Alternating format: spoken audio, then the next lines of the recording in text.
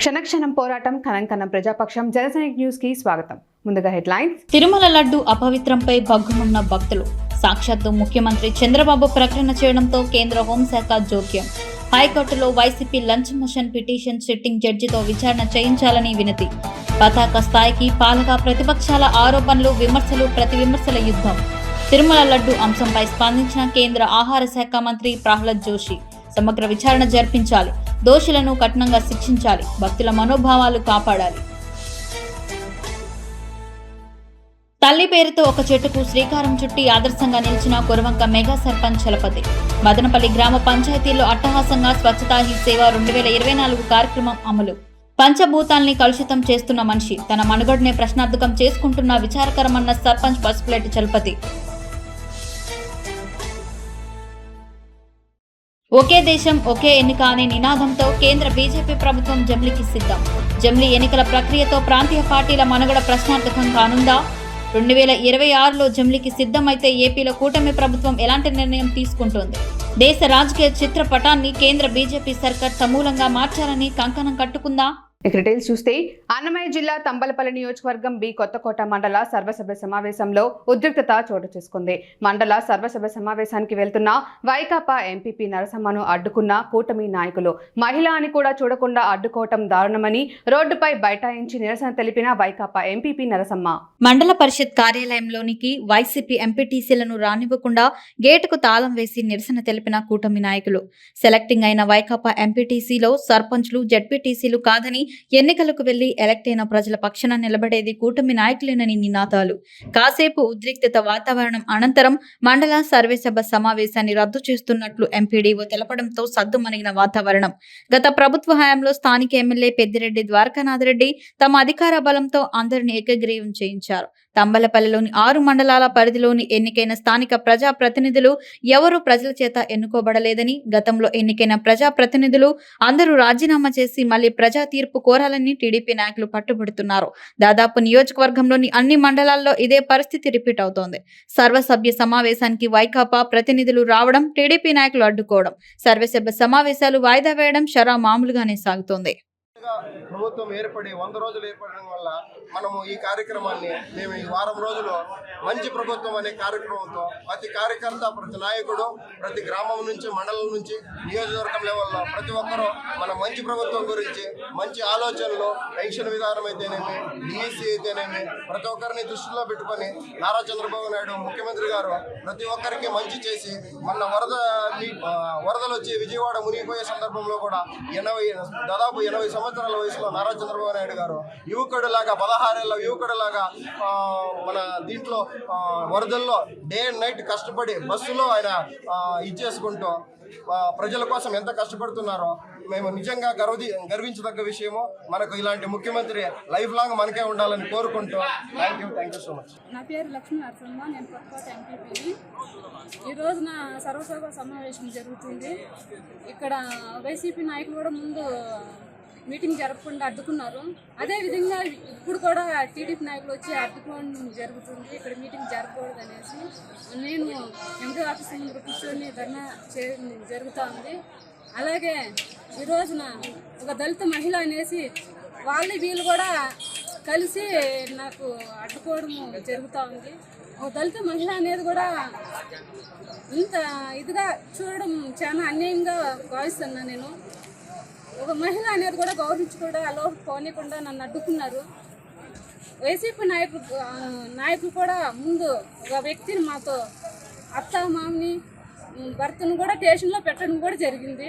ఇలాంటివన్నీ జరిగినాయి వాళ్ళ వల్ల ఈరోజు మాకు రక్షణ అనేది కూడా లేకుండా పోతుంది. ఈరోజు అప్పుడు వైసీపీ నాయకులు అడ్డుకున్నారు అనేసి ఇప్పుడు టీడీపీ నాయకులు కూడా అడ్డుకుంటున్నారు. అదేం జరుగుతుంది ఇదేం జరుగుతుంది అంటే 2 ఆటకే వచ్చినాయి సార్. ఈ రోజున దేవదేవుడైన శ్రీ వెంకటేశ్వరుని లడ్డు ప్రసాదాన్ని భక్తులు అత్యంత పవిత్రంగా భావిస్తారు. అలాంటి లడ్డు తయారీలో వైసీపీ హయాంలో జంతువుల కొవ్వు వాడారన్న సంచలన విషయాన్ని ముఖ్యమంత్రి చంద్రబాబు బయటపెట్టారు. ఈ అంశం దేశవ్యాప్తంగా సంచలనం సృష్టించింది. ఓ ముఖ్యమంత్రి స్థాయి వ్యక్తి ఊరకనే ఆరోపణలు చేయరు. బలమైన ఆధారాలు ఉండబట్టే చేసి ఉంటారని భావిస్తున్నారు. దానికి తగ్గట్టుగానే అనేక విషయాలు వెలుగులోకి వస్తున్నాయి. దీంతో పాలక ప్రతిపక్షాల మధ్య ప్రతి విమర్శల యుద్ధం కొనసాగుతోంది. తెలుస్తోంది. జులైలో నెయ్యి కాంట్రాక్టర్ను బ్లాక్ లిస్టులో పెట్టిన తిరుమల తిరుపతి దేవస్థానం. ఏపీలో ప్రభుత్వం మారిన వెంటనే టీటీడీ ఈవో సీనియర్ ఐఏఎస్ శ్యామలరావును ప్రభుత్వం నియమించింది. అప్పటి వరకు కేంద్ర రక్షణ శాఖ ఉద్యోగిగా ఉన్న ధర్మారెడ్డి ఈవోగా ఉన్నారు. ఆయనకు అర్హత లేకపోయినా ఆ పోస్ట్ ఇచ్చారన్న ఆరోపణలు ఉన్నాయి. శ్యామలరావు ఈవోగా బాధ్యతలు చేపట్టిన వెంటనే లడ్డూ ప్రసాదంపై వస్తున్న ఆరోపణలపై దృష్టి పెట్టారు. వెంటనే లడ్డూ ప్రసాదానికి వాడుతున్న పదార్థాలను తనిఖీ చేయించారు. నెయ్యిని national accreditation board for testing and calibration ల్యాబొరేటరీస్లో టెస్ట్ చేయించారు. ఫలితాలేమిటో బయటపడలేదు, కానీ వెంటనే బ్లాక్ లిస్టులో పెట్టేశారు. బహుశా ఆ నివేదికలో జంతువుల కొవ్వు ఉందన్న రిపోర్ట్ వెలుగులోకి వచ్చి ఉంటుందని, దాన్ని సీఎంకు తెలియజేసి ఉంటారని భావిస్తున్నారు. వైసీపీ అధికారంలోకి వచ్చిన తర్వాత యూపీ కాంట్రాక్టర్లకు నెయ్యి సరఫరా బాధ్యతలిచ్చింది. తిరుమల శ్రీవారి లడ్డూ ప్రసాదాన్ని అత్యంత క్వాలిటీతో ఉన్న పదార్థాలతోనే సరఫరా చేస్తారు. గత 20 ఏళ్లుగా కర్ణాటక మిల్క్ ఫెడరేషన్కు చెందిన నందిని బ్రాండ్ నెయ్యిని మాత్రమే వాడుతున్నారు. అయితే వైసీపీ ప్రభుత్వం అధికారంలోకి వచ్చిన తర్వాత నందిని బ్రాండ్కు చెల్లిస్తున్న ధర కంటే తక్కువ ధరను నిర్ణయిస్తూ టెండర్లు పిలిచారు. ఆ ధర ఏమాత్రం ఆమోదయోగ్యం కాదని, నష్టాలు వస్తాయని నందిని టెండర్లలో పాల్గొనలేదు. ఈ కాంట్రాక్టర్లను యూపీకి చెందిన 2 సంస్థలు దక్కించుకున్నాయి. ఆ సంస్థలు నెయ్యి ఎలా తయారు చేస్తారన్నది పట్టించుకోలేదు. Premier Agri Products Quality Limited వంటి కంపెనీలకు ఇచ్చారు. నిజానికి ఇలాంటి నెయ్యి పేరు మోసిన డైరీలే సిద్ధం చేయగలవు. వీరిచ్చే నెయ్యి క్వాలిటీని స్వతంత్ర సంస్థలతో కాకుండా తామే పరీక్షిస్తామని టీటీడీ అధికారులు ప్రకటించారు. వైసీపీ హయాంలో 5 ఏళ్ల పాటు రక్షణ శాఖ ఉద్యోగిగా ఉన్న ధర్మారెడ్డిని కీలకంగా వ్యవహరించారు. జేఈఓగా ఉన్నా, ఈఓగా ఉన్నా ఆయనదే పెత్తనం. నిజానికి ఐఏఎస్ అధికారులకే ఆ బాధ్యతలు ఇవ్వాలి. కానీ జగన్మోహన్ రెడ్డికి సన్నిహితుడు కావడంతో ధర్మారెడ్డినే టీటీడీలో కీలకంగా వ్యవహరించారు. టీటీడీ చైర్మన్గా జగన్ బాబాయ్, వైవి సుబ్బారెడ్డి, ఆ తర్వాత భూమన కరుణాకర్ రెడ్డి టీటీడీ చైర్మన్లుగా వ్యవహరించారు. జంతువుల కొవ్వును వాడారని, ఆ నెయ్యి విషయంలో వచ్చిన ల్యాబ్ రిపోర్ట్ బయటకు వస్తే హిందువుల మనోభావాలు దెబ్బతీసినట్లుగా వైసీపీ తీవ్రమైన విమర్శలు ఎదుర్కోవాల్సి ఉంటుంది. తిరుమల వెంకన్న స్వామి ప్రసాదంలో కల్తీ నెయ్యి వ్యవహారంపై ఖచ్చితంగా సీరియస్ ఎంక్వైరీ చేస్తామని ఆనం వెంకటరమణారెడ్డి తెలిపారు. శ్రీవారి లడ్డూ ప్రసాదంలో జంతువుల కొవ్వు వినియోగించేలా కుంభకోణానికి పాల్పడిన వారు సర్వనాశనమైపోతారని మండిపడ్డారు. క్వాలిటీ నెయ్యి కేజీ కొనాలంటే 1000 రూపాయలకు పైగా ఖర్చవుతుందని, వైఎస్ఆర్సీపీ ప్రభుత్వం 320 రూపాయలకి నెయ్యి టెండర్లు పిలిచిందన్నారు.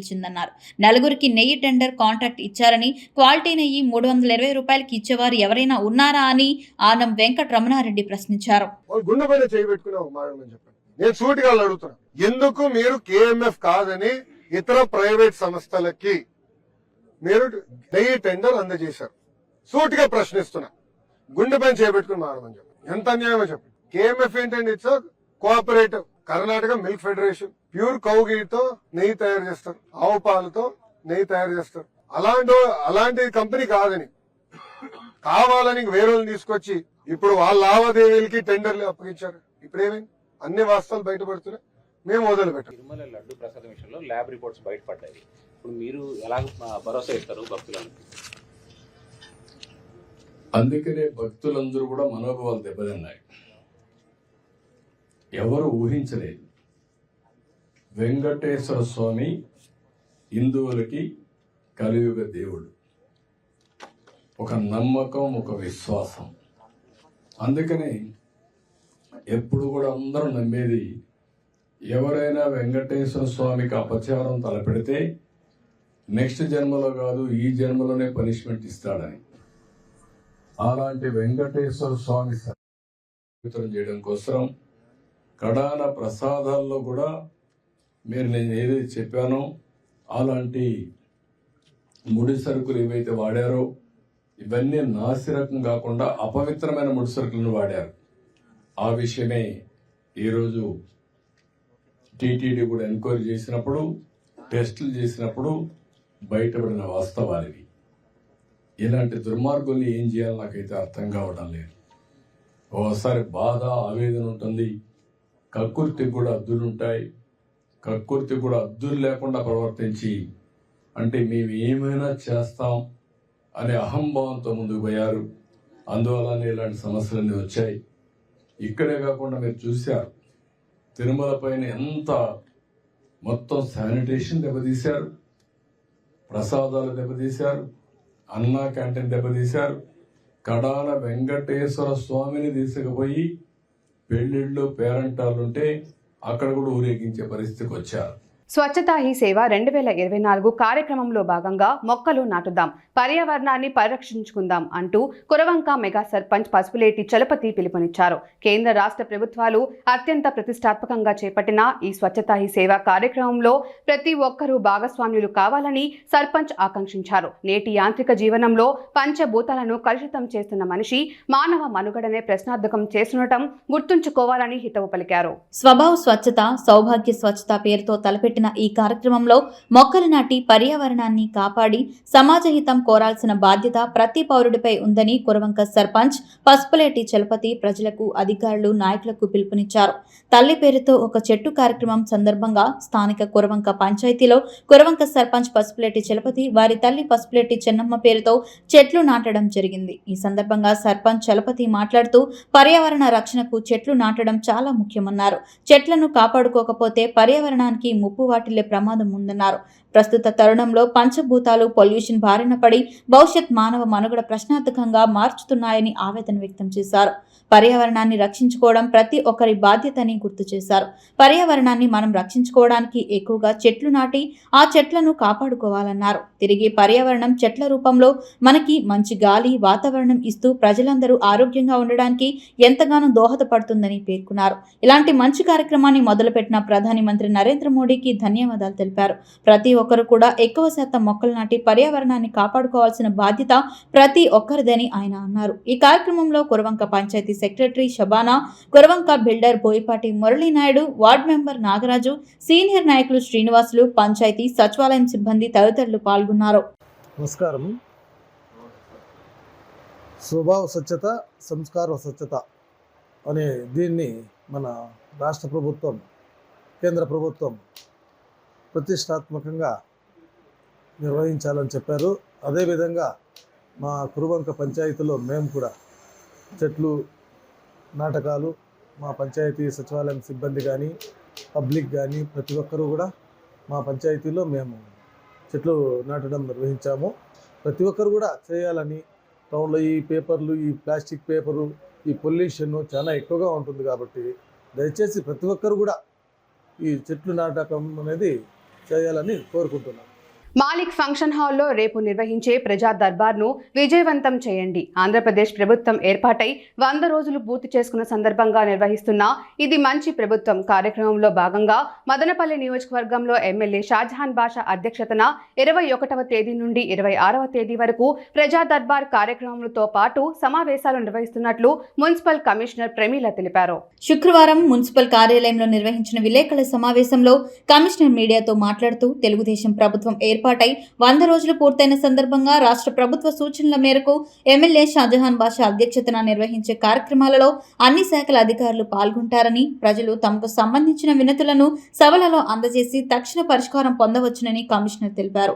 శనివారం మదనపల్లె పట్టణం దేవలం వీధి పరిధిలోని మాలిక్ ఫంక్షన్ హాల్లో ప్రజా దర్బార్ కార్యక్రమాన్ని ఎమ్మెల్యే షాజహాన్ బాషా అధ్యక్షతన నిర్వహించడం జరుగుతుందన్నారు. ప్రజలు తమ సమస్యల పరిష్కారం కోసం వినతులను సమర్పించవచ్చునని, ఈ కార్యక్రమంలో అన్ని శాఖల అధికారులు పాల్గొంటారని తెలిపారు. మదనపల్లె మున్సిపల్ పరిధిలోని ప్రజలు రేపు మాలిక్ ఫంక్షన్ హాల్లో జరిగే కార్యక్రమంలో పాల్గొని విజయవంతం చేయాలని పిలుపునిచ్చారు. అలాగే 23వ తేదీ సోమవారం పోతబోలు సచివాలయం, 24వ తేదీ నిమ్మనపల్లి మండలం రెడ్డివారిపల్లి సచివాలయం, 25వ తేదీ రామసముద్రం మండలం ఆర్ నడింపల్లి సచివాలయం, 26వ తేదీ మదనపల్లి గ్రామీణ మండలం CTM2 సచివాలయం పరిధిలో ఇది మంచి ప్రభుత్వ కార్యక్రమాలను నిర్వహించడం జరుగుతుందని తెలిపారు. మనకి 100 రోజులు మన నూతన ప్రభుత్వం వచ్చి 100 రోజులు పూర్తయిన సందర్భంగా, అదేవిధంగా ఇంపార్టెంట్ అష్యూరెన్సెస్ ఏవైతే ఉన్నాయో వాటిని కంప్లీట్ చేసిన సందర్భంగా ఇది మంచి ప్రభుత్వం అనేటువంటి నినాదంతో మనకి కార్యక్రమాలు నిర్వహించవలసిందిగా రాష్ట్ర ప్రభుత్వం వారు ఆదేశించి ఉన్నారు. దీనిలో భాగంగా మన గౌరవ ఎమ్మెల్యే గారు మనకి అంటే ఉన్న గవర్నమెంట్ గైడ్లైన్స్ ప్రకారం కాన్స్టిట్యున్సీలో ప్రతిరోజు కూడా 20వ తేదీ నుంచి 26వ తేదీ వరకు కార్యక్రమాన్ని నిర్వహించవలసి ఉంటుంది. దీనిలో భాగంగా మనకి మదనపల్లె మున్సిపాలిటీలో మనకి ఎమ్మెల్యే గారు ఇచ్చిన షెడ్యూల్ ప్రకారం 21వ తేదీ దేవాలయం స్ట్రీట్ సచివాలయానికి సంబంధించి ఈ ప్రజావేదిక అనేటువంటి కార్యక్రమాన్ని నిర్వహించడం జరుగుతుంది. అదేవిధంగా మదనపల్లి కాన్స్టిట్యున్సీకి సంబంధించి రూరల్ ఏరియాస్కి సంబంధించి 23వ తేదీన పోతపోలు గ్రామ పంచాయతీలో, అలాగే 24వ తేదీన రెడ్డివారిపల్లి గ్రామ పంచాయతీ నిమ్మనపల్లి మండలానికి సంబంధించి, అదేవిధంగా 25వ తేదీన రామసముద్రం మండలానికి సంబంధించి ఆర్నడింపల్లి గ్రామ పంచాయతీలో, అదేవిధంగా 26వ తేదీన సిటిఎం 2 గ్రామ పంచాయతీలో ఈ ప్రజావేదిక కార్యక్రమాన్ని నిర్వహించడం జరుగుతుంది. ఈ కార్యక్రమానికి గౌరవనీయులైనటువంటి ఎమ్మెల్యే గారు హాజరు కావడం జరుగుతుంది. అదేవిధంగా అన్ని డిపార్ట్మెంట్లకు సంబంధించిన అధికారులందరూ కూడా అక్కడ హాజరు కావడం జరుగుతుంది.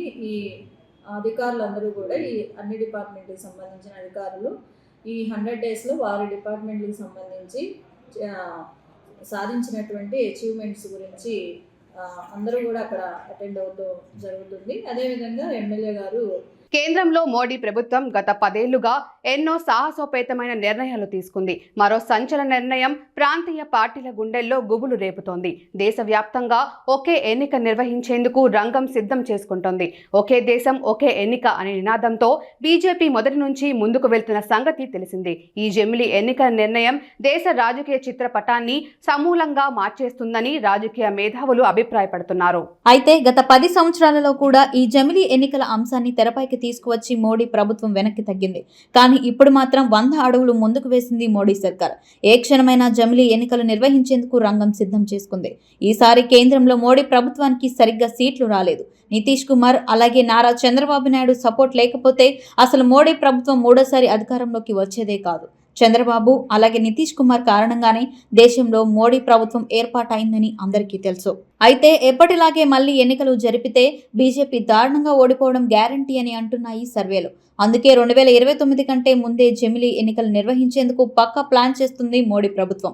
ప్రాథమిక సమాచారం ప్రకారం 2026కు జమిలీ ఎన్నికలు రానున్నట్లు సమాచారం. అయితే ఈ జమిలీ ఎన్నికలు నిర్వహిస్తే ప్రాంతీయ పార్టీల మనుగడ కనుమరుగు కావడం గ్యారంటీ అంటున్నారు రాజకీయ విశ్లేషకులు. దీంతో ప్రధాన మిత్రపక్షాలుగా ఉన్న తెలుగుదేశం, జేడీయూలు ఎలాంటి నిర్ణయం తీసుకుంటాయన్న చర్చ కూడా నడుస్తోంది. రాజకీయాల్లో అత్యంత సీనియర్లైన చంద్రబాబు, నితీష్ కుమార్లకు ఈ జమిలీ ఎన్నికలు అగ్ని పరీక్ష పెట్టనున్నాయి. జమిలీ ఎన్నికలు నిర్వహించడం వల్ల భారత రాష్ట్ర సమితి, వైసీపీ, తెలుగుదేశం పార్టీ, తృణమూల్ కాంగ్రెస్, తమిళనాడులోని డిఎంకే, అలాగే అన్నా డిఎంకే, జేడీయూ, ఎన్సీపీ ఇలా చెప్పుకుంటూ పోతే దేశవ్యాప్తంగా ఉన్న ప్రాంతీయ పార్టీలన్నీ కనుమరుగు కావడం ఖాయమంటున్నారు. జమిలీ ఎన్నికలు నిర్వహిస్తే దేశవ్యాప్తంగా జాతీయ పార్టీలే హాట్ టాపిక్ అవుతాయని, దానివల్ల ప్రాంతీయ పార్టీలకు నష్టం జరుగుతుందని చెబుతున్నారు. అలాగే రాష్ట్రాల సమస్యలు కూడా తెరపైకి రాకుండా కేవలం జాతీయ సమస్యల తెరపైకి వస్తాయని చెబుతున్నారు. కాబట్టి జమిలీ ఎన్నికల వల్ల ప్రాంతీయ పార్టీలకే కాకుండా రాష్ట్రాలకు కూడా నష్టమే అంటున్నారు. వార్తలు ముగించే ముందు హెడ్లైన్స్ మరోసారి. తిరుమల లడ్డు అపవిత్రంపై భగ్గుమన్న భక్తులు. సాక్షాత్తు ముఖ్యమంత్రి చంద్రబాబు ప్రకటన చేయడంతో కేంద్ర హోంశాఖ జోక్యం. హైకోర్టులో YCP lunch motion petition sitting జడ్జితో విచారణ చేయించాలని వినతి. పతాక స్థాయికి పాలక ప్రతిపక్షాల ఆరోపణలు, విమర్శలు, ప్రతి విమర్శల యుద్ధం. తిరుమల లడ్డు అంశంపై స్పందించిన కేంద్ర ఆహార శాఖ మంత్రి ప్రహ్లాద్ జోషి. సమగ్ర విచారణ జరిపించాలి, దోషులను కఠినంగా శిక్షించాలి, భక్తుల మనోభావాలు కాపాడాలి. తల్లి పేరుతో ఒక చెట్టుకు శ్రీకారం చుట్టి ఆదర్శంగా నిలిచిన కురవంక మెగా సర్పంచ్ చలపతి. మదనపల్లి గ్రామ పంచాయతీలో అట్టహాసంగా స్వచ్ఛతా హీ సేవ 2024 కార్యక్రమం అమలు. పంచభూతాల్ని కలుషితం చేస్తున్న మనిషి తన మనుగడనే ప్రశ్నార్థకం చేసుకుంటున్న విచారకరమన్న సర్పంచ్ పసుపులేటి చలపతి. ఒకే దేశం ఒకే ఎన్నిక అనే నినాదంతో కేంద్ర బీజేపీ ప్రభుత్వం జమిలీకి సిద్ధం. జమిలీ ఎన్నికల ప్రక్రియతో ప్రాంతీయ పార్టీల మనుగడ ప్రశ్నార్థకం కానుందా? 2026లో జమిలీకి సిద్ధమైతే ఏపీలో కూటమి ప్రభుత్వం ఎలాంటి నిర్ణయం తీసుకుంటోంది? దేశ రాజకీయ చిత్రపటాన్ని కేంద్ర బీజేపీ సర్కార్ సమూలంగా మార్చాలని కంకణం కట్టుకుందా? క్షణక్షణం పోరాటం, కనం కన్న ప్రజాపక్షం. జనసైనిక్ న్యూస్ ఇంతటితో సమాప్తం. తిరిగి రేపటి బులెటిన్లో మళ్ళీ కలుద్దాం. అంతవరకు సెలవు, నమస్కారం.